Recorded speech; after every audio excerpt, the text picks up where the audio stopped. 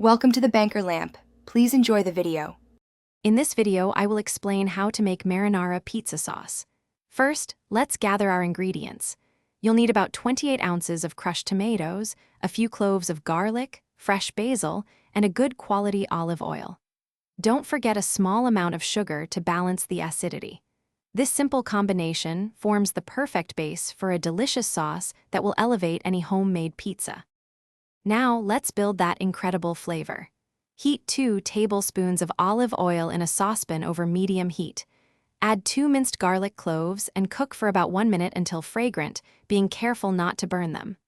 Pour in your 28 ounces of crushed tomatoes, a quarter teaspoon of sugar, and a pinch of salt and pepper. Bring it to a gentle simmer. As your sauce simmers, it's time for the finishing touches. After about 20 minutes, stir in a quarter cup of fresh basil leaves, torn or chopped. Taste and adjust the seasoning with salt and freshly ground black pepper.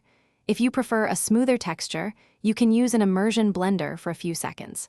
This step ensures your sauce is perfectly balanced and ready for your pizza.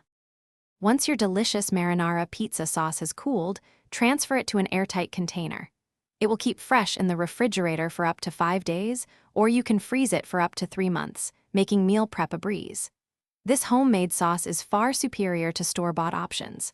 For more great tips and deals, including a link to the simple path to wealth, check the description below. Enjoy your amazing homemade pizza. Thanks for watching. If this was helpful, leave a like and consider subscribing. See you next time.